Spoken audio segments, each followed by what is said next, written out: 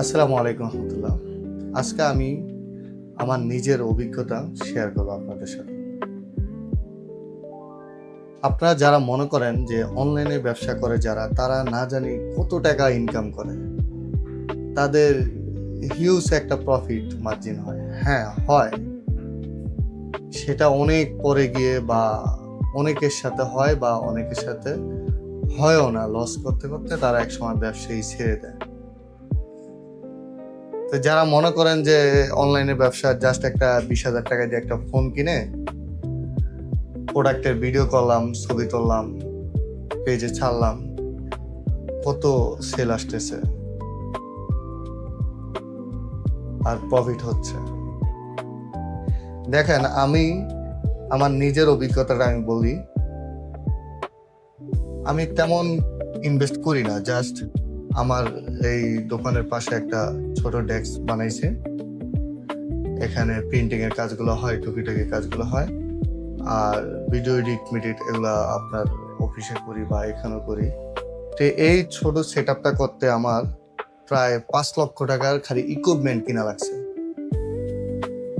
শুধু ইকুইপমেন্ট গুলোই আমি 5 লক্ষ টাকা কিনছি। একটা পিসি হাই কনফিগারের, একটা ল্যাপটপ মোটামুটি হাই কনফিগার, যাই হয় টুকিটাকি চলতেছে, তবে এটা দিয়ে হচ্ছে না, আমার আরো আপডেট একটা ল্যাপটপ কিনতে হবে। আর ভিডিও করার জন্য একটা আইফোন, আর একটি মাইক্রোফোন, ডিজিআই প্রিন্টার, আর স্টুডিওর জন্য টুকিটাকি কিছু সেট আপ, লাইটিং,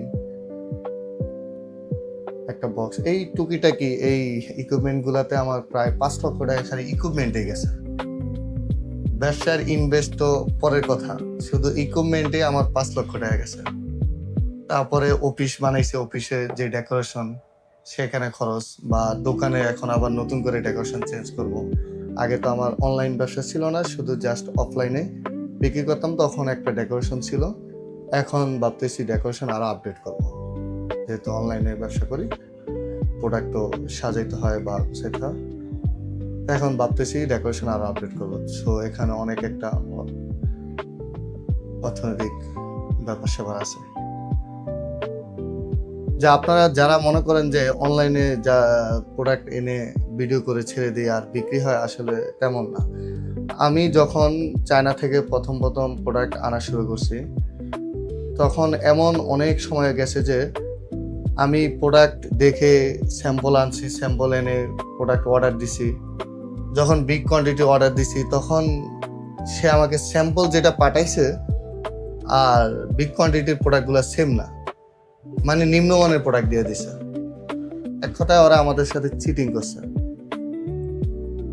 নিম্নমানের প্রোডাক্ট নিয়ে তো আর ব্যবসা কন্টিনিউ করা পসিবল না।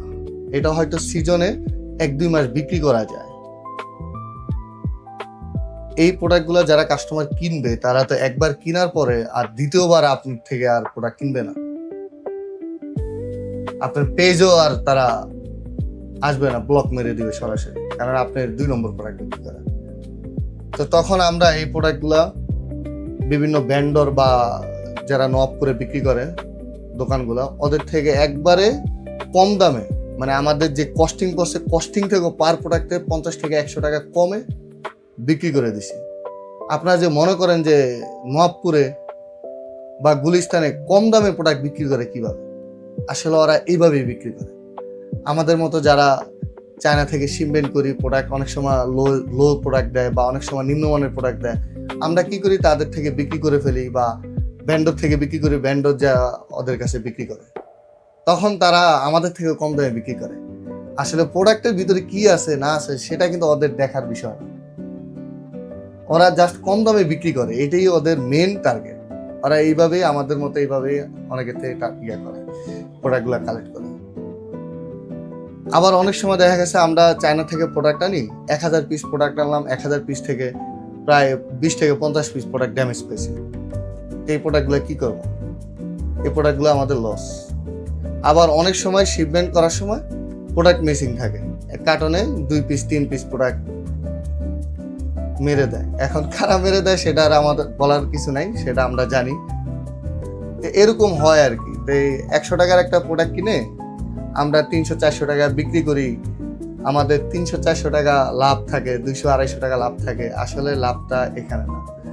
লাভটা আমরা যখন করি শেষে একবারে হিসাব করি যে আমাদের কত লাভ। 100 টাকার একটা প্রোডাক্ট কিনে 300 টাকা বিক্রি করতেছি, তো 200 টাকা লাভ। যখন আমরা ইন টোটাল হিসাব করি তখন দেখা যায় যে আমাদের এক প্রোডাক্টে সর্বোচ্চ 20 থেকে 50 টাকা 30 টাকা লাভ হয়।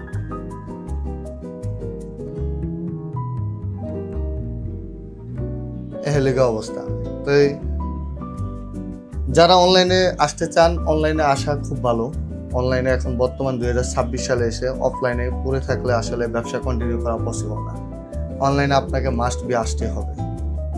আপনি যেই দোকানেই দেন না কেন, যেই শপেই দেন না কেন, অনলাইনে আপনাকে মাস্ট বি আসতে হবে।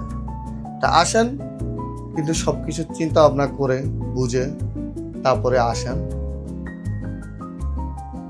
অনলাইনে ব্যবসা করতে হবে যেহেতু।